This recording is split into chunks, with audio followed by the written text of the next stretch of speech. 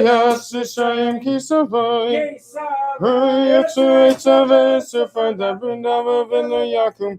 Kimavanu Viatikna. Niho Viazika. Ani asisi vani esavani asman va'amale natzadikim yaidu lismacha ishvu yisrael esvanecha. Acknowledge your birthday tonight of? I'm sorry? Birthday tonight? Yes. Of? My mother, Sarah Butkus. Sarah, let's say Shem Shem and Leah. Just say the family. God should have been coming up. Please make sure to read over the 3 paragraphs of Shrine time hereafter. We read earlier, now it's the time. And tomorrow morning, 6:50 for Rosh Chodesh. Rosh Chodesh Elul, Aksiv L'Chsim HaTov, L'Shem Tzedek L'Sukkah. Sealed and inscribed for a wonderful and sweet year. Machashim L'Sunnah Ma'alasam Elam, Rakum L'Mahim, and Kivish V'Lagal Teirah.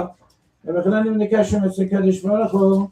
The Zaki says it's all a fit of him, and ten minutes of Shnaba. I'll never it's not sick. I'll tell you, I'll cash it on. Yitzch'k, Shemir, Amen. Yama Devarachir Sevi, Amlich Machud Sevi, it's Mach for Kanei, Vikirev, Yishichem. Amen. Amen. Yehonav Kayedachol Beis Yisrael, Ba'adola Bisman Kavit, Yivru. Amen. Yehi Shemir Avim Varachim V'Mil Ma'isparech.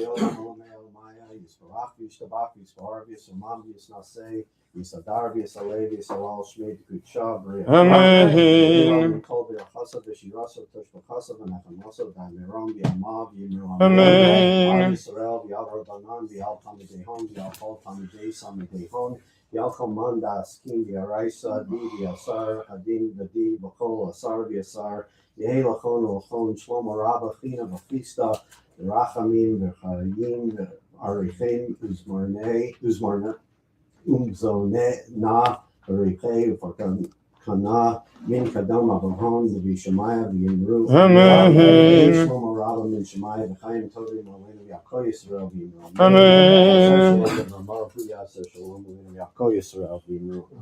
Amen. Good Chodesh after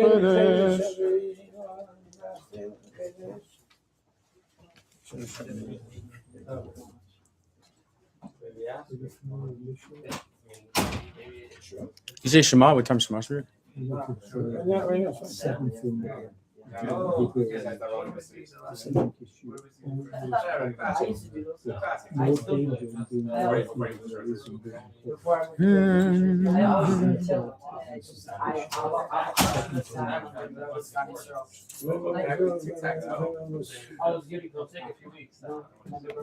Okay, let's start. We're going to start in 1 second. So get these headphones straightened out. Yeah, you have it. It's a Gemara. We also have it coming up in Good. Read the introduction.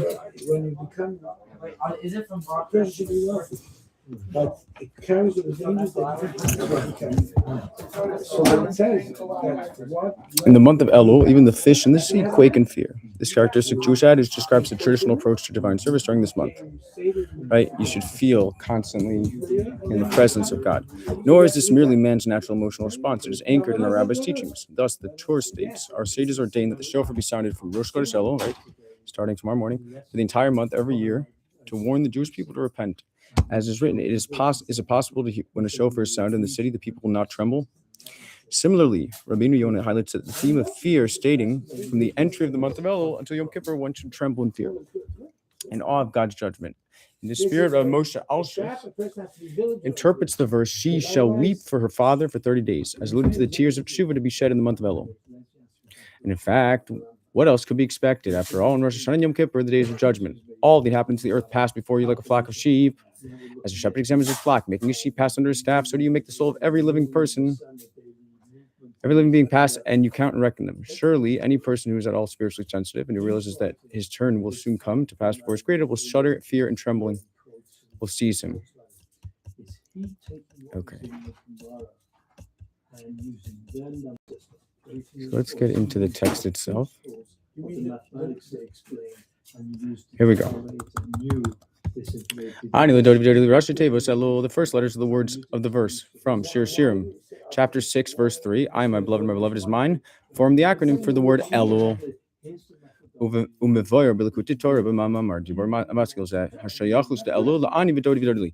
In the maamar likuti Torah, beginning with the verse, explains the connection between the month of Elul and I, my beloved is mine. Right? Why should it be that this is the case? That there's an inherent connection in the words. Ki be'elul hu isarus d'losata ani ldodi. The spiritual service of Elul is that of I, my beloved.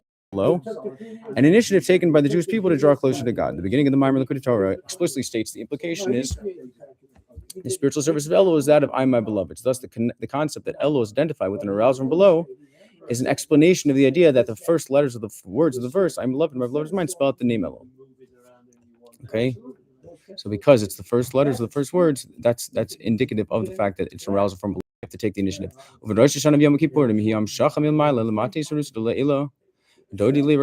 contrast, reflect the second portion of the verse. My beloved is mine. Godliness is drawn down from above. Kabbalistic terminology, an arousal from above. Right? So when we initiate here, the effects are felt primarily in Rosh Hashanah Yom Kippur. First and second portion of the verse reflect a cause and effect relationship. The godliness drawn down in Rosh Hashanah Yom Kippur comes as a result of the arousal from below on the part of the Jewish people during the month of Elul. Thus, the letters, the name Elul, serve as an acronym to the entire verse. I am my beloved is mine. That even the phrase "my beloved is mine," which refers to Rosh Hashanah Yom Kippur, is included in the acronym Elul. Right? That's the first question. For the arousal from below in Elul, I'm my beloved. Also serves as a preparation for the drawing down revelation of godliness. My beloved is mine in Rosh Hashanah Yom Kippur. Okay. So on this basis, the statement of the maamar that there be revelation of my beloved is mine in Rosh Hashanah Yom Kippur, it must be preceded by an arousal from below in Elul. Can be understood. Although this maamar speaks about the divine service of Elul and Rosh Hashanah Yom Kippur, the statement is included because it explains why the first letters of the words of the verse spell out the name Elul. The connection between my beloved is mine and Elul for the revelation of Rosh Hashanah Yom Kippur are dependent on the arousal for tshuva and Elul. Right. So because what you reap in Rosh Hashanah Yom Kippur is perfectly dependent on what's initiated in Elul.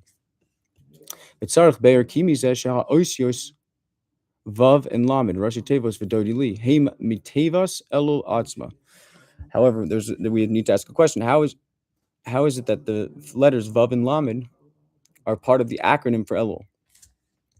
Right, because that's already talking about something not in Elul. That's already after Elul. Mashma shechodesh Elul hu lo rak hakdama li v'dodi li, indicating that Elul is not only a preparation for the drawing down of godliness, alluded to by the phrase "my beloved is mine." Ella shebechodesh Elul hu gam ha'inyan v'dodi li. But the revelation of the my beloved is mine is also manifest in the month of Elul itself, meaning there's something of Rosh Hashanah Yom Kippur, or that revelation that's going to be manifest within Elul as well. So you don't have to wait a whole month to experience something of it. That seems to be indicated by the fact that the acronym includes both stages, and the acronym is the month of Elul. Okay. So we'll do a summary of that first section, and then we'll move on to the second section. We have time for probably 3 sections tonight. Okay, summarize. Brought to you by our friends at AI. The month of Elul is associated with the verse, I am my beloved is mine, right? That's from Shir Shirim, chapter 6, verse 3, symbolizing the Jewish people's initiative to draw closer to God. This arousal from below during Elul leads to the arousal from above, godliness and Rosh Hashanah Yom Kippur, right? But then we, at the end, we asked a question. However, within the word Elul is the allusion to Rosh Hashanah Yom Kippur. So clearly there must be something of Rosh Hashanah Yom Kippur that's experienced within the month of Elul itself. That seems to be the implication. Okay, chapter 2. The maamar Torah continues.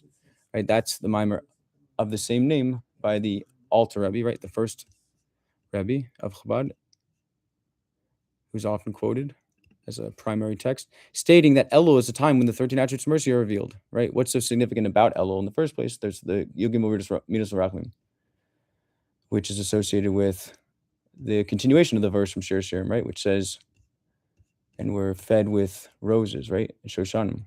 Shoshanim is 13 petals, 13 attributes of mercy. The spiritual cosmos is structured according to the pattern of the 10 spheres. The 13 attributes of mercy transcend this pattern and reveal an infinite outpouring of divine goodness and mercy. This revelation cleanses all blemishes that may result from man's conduct and prevents the external forces of Klipa from deriving nurture from them. Yeah.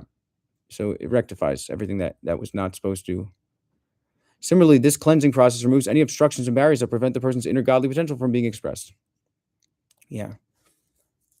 And as we said yesterday from Likutei Torah also, there's two types of Yugimil Midas Rachmim. There's one that was quoted in the 5 books of Moses and one that was quoted from the book of Micha, which is in Nevi'im. And the first one alludes to your physicality, the one that we mentioned during the year. The second one is alluding more to the godly soul. Its influences on the godly soul. Although the divine service of Elul is characterized by the verse, I am my beloveds, Yisrusa Dilisate, it is arousal from below, Mikol Malcolm, how Yisrusa Dilisate Shal Adam. Nevertheless, this arousal from below initiated by man, particularly when it comes from someone who is distant from godliness, who is evoked by an arousal and a generation of potential from above. The revelation of the 13 attributes of mercy. Yeah. So what do we need both? Isarusa. His oirus unisinas koch. The revelation of 13 attributes of mercy in Elul is extended to every member of the Jewish people. Right. That was the metaphor of the kings in the field, right? The field is a place that's accessible to everybody. You don't have to make an appointment. Even those who most distant from God, I would say, especially those most distant from God, they prove the point most. It generates potential from above that enables the service of I and my beloveds. On the part of the Jewish people, whatever their spiritual standing. Nevertheless, primarily, the revelation of Elul merely generates potential. That's Elul. Elul is Nesinas Koyach. It's not Isarusa Dilisata proper. I'm sorry, Isarusa Dilela proper, because then it would be right, because that's not the avoda of Elul. Es Adam. It is not a revelation that arouses man's service. Right. That's why we call it an Nesinas Koyach. We don't call it an Isarusa Dilela. The maamar is offered one resolution to the paradox concerning the revelation of 13 attributes of mercy in Elul. On one hand, it is a powerful revelation extending to every member of our people. Right. No matter who you are, no matter what you've done, we don't care. We just care that you are. Simultaneously, however, it does not arouse and motivate man's divine service. Right. You have to, but the catch is you have to show a little bit of initiative. You got to, strap yourself up and come to the field and remember why this person's significant, because it's not overtly alluring in that way. Right. The king is dressed in street clothes. I don't know street clothes, but he's not dressed in his royal garb, which would elicit, right, a natural response from man. So you have to really think about who this person is and remember your connection to him, essentially, if you want to go greet him. That's the catch. And that's why we call it a Nesinas Koyach. It's only a potential. It's not going to motivate you. The service itself comes from man's initiative. Ani ldodi, I am my beloveds. Okay, so that's how we explain the connection to the verse. Hasidic thought details at length the contrast between divine service that results from Gilui Milmaila, a revelation from above, and Ha'ala Milmata, an ascent from below. There are advantages and drawbacks to each mode of service, right? Easy come, easy go. But the other one's harder, but it sticks around. It's the one that lasts. When divine service results from a revelation from above, a person is lifted out of the spiritual inertia and inspired to move forward, right? This is like a stimulus package. When they pass a stimulus package, what does that do? It temporarily stimulates the economy. People get money, yay. But what happens? Soon the money goes back in the hands of where it came from, right? Nothing's really changed.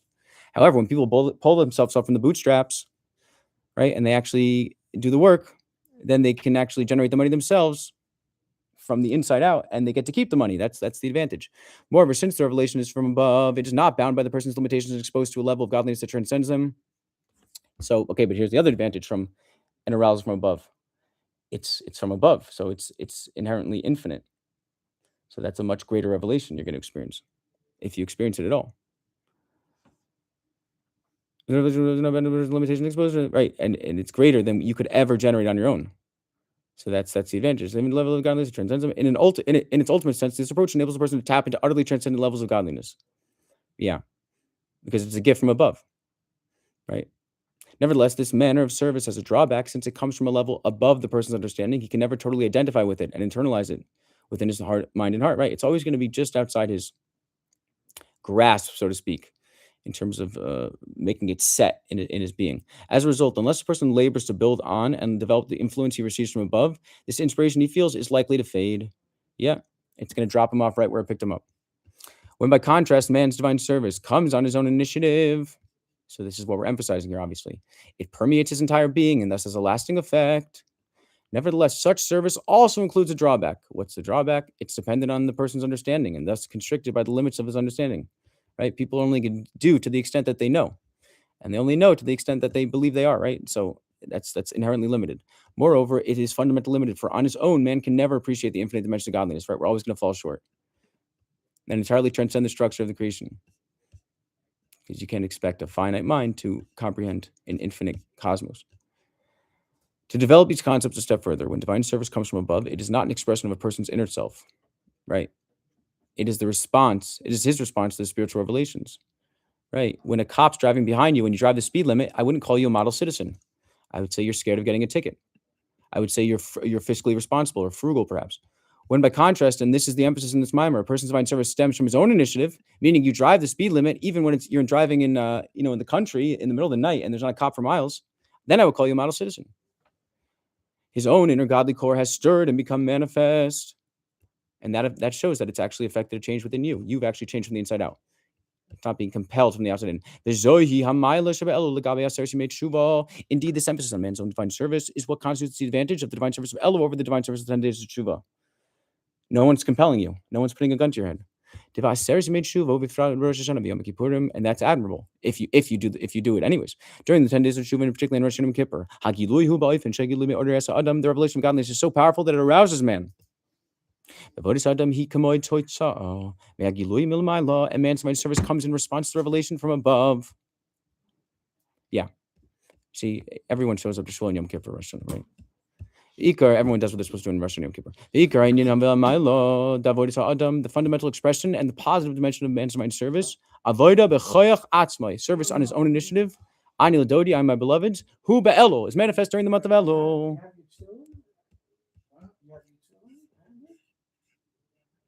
Gas in my car. Summary. Let's do summary. Elul is a time when the 13 attributes of mercy are revealed, generating the potential for man's service. Elul is a time when the 13 attributes of mercy are revealed, generating the potential for man's service. However, the unique positive quality of Elul is man's initiative in divine service. Okay. Let's do one more section and then we'll stop for tonight.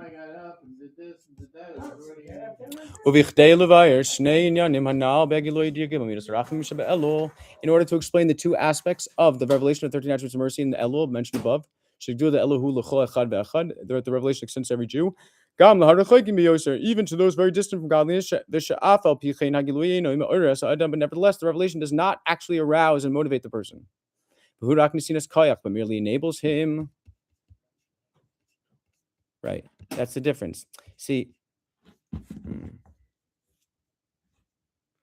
I guess you can say, let's see. It's like on Labor Day, everybody's aroused by Labor Day, right? Because they don't go to work. Work's closed, the bank's closed, fine. But the stores having sales that, right, in order to celebrate Labor Day, according to the department stores, let's say, because you want to take advantage of their sales, you have to actually go to the store and engage in, right? So there's some aspects that are just affecting you because you're affected by this arousal of Labor Day, let's say. And then there are other aspects that are more of an Nesinas cult. There's a potential for you to be affected by it, but you have to go out and take the initiative. Okay, but the maamar and look at it continues by offering an analogy. That you're going to hear this many times, that the revelation of the 13 attributes of mercy in Elul can be compared to a king who appears in a field. As reflected in section 2, it notes a field is outside the king's city. It is not a place of inherent holiness. Nevertheless, as stated here, it serves the city, providing food for its inhabitants. In the analog in our divine service, it refers to mundane activities carried out in the spirit of know God in all your ways, and all your deeds shall be for the sake of heaven. Among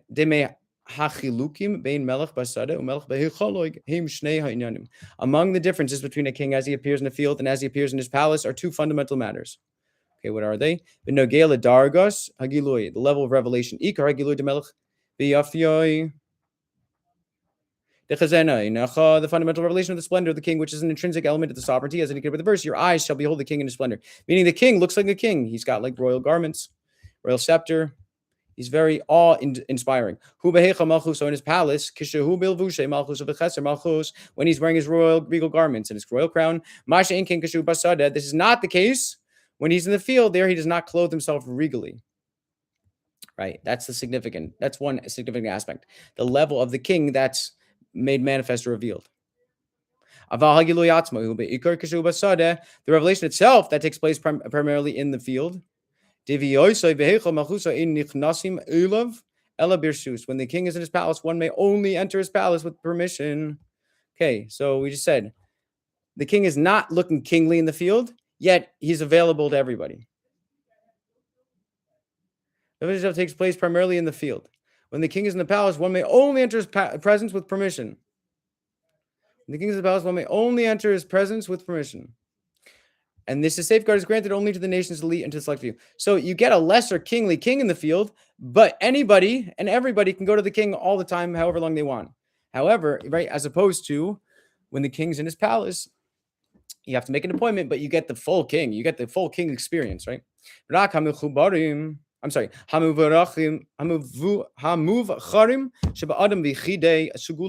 this is granted only to the nation's elite and to a select few, right? The ones who make an appointment, the one who have business to do with the king in the king's court. When by contrast he is in the field,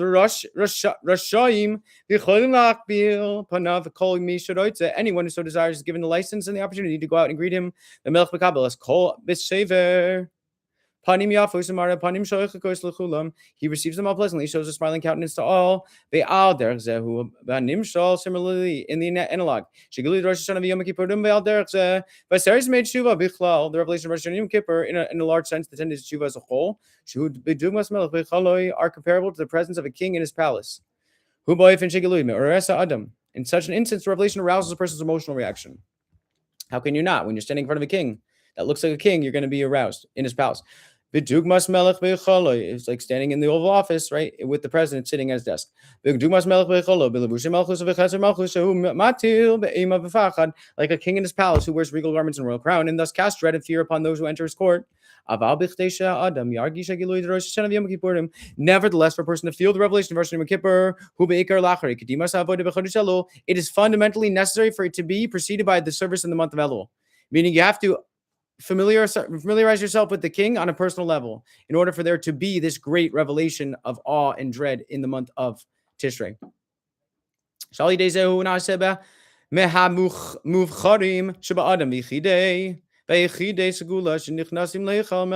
Through such efforts, he becomes one of the nation's elite, and the select few who enters the king's palace. So it's specifically through familiarizing yourself with the king while he's in the field, right? Having a drink with him in the bar or whatever, having a catch with him in the field, fine. That you're able to come to know him in the palace when the time comes for him to go to the palace. You can follow him back to the palace, no problem, and have both experiences. So one is like a leeway to the other. One is a passage to the other.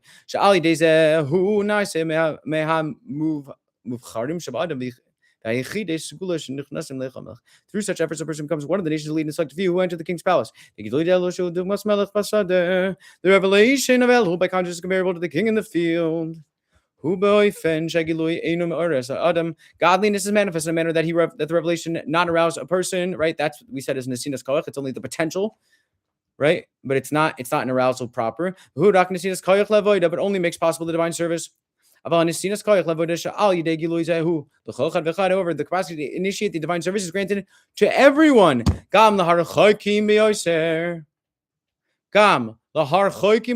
Even the most distant. The concept illustrated by the analogy of the king in the field. When the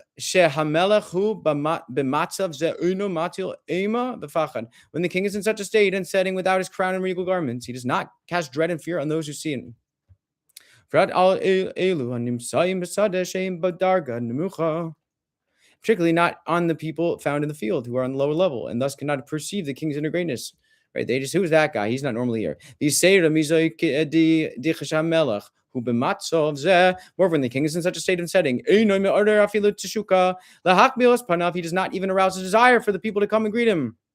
What's pulling them? This is just some guy, some regular guy. They don't see him as the king. The context reflecting the words of the maamar in the Torah. Anyone who desires to go out and greet him, going out to greet the king is primarily dependent on their own desire. Right. This is like doing volunteer work. We'll call it work, but it's not paid work. It's volunteer work. Anyone can volunteer, but the catch is you're not getting paid. Okay. But nevertheless,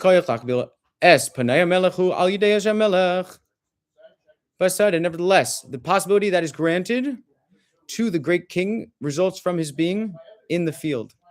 Then, when the king is in the field,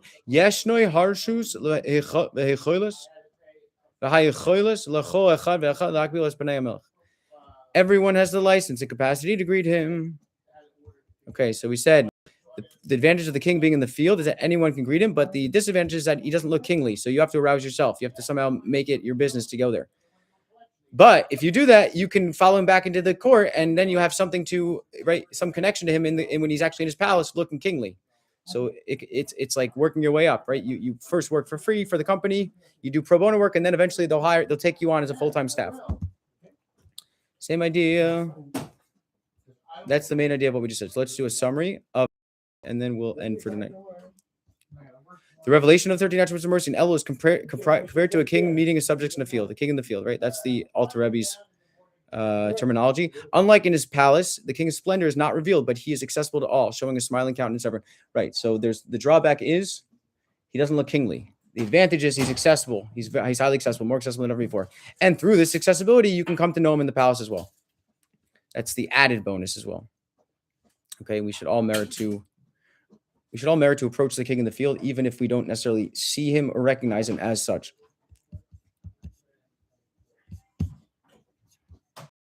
It's end for tonight.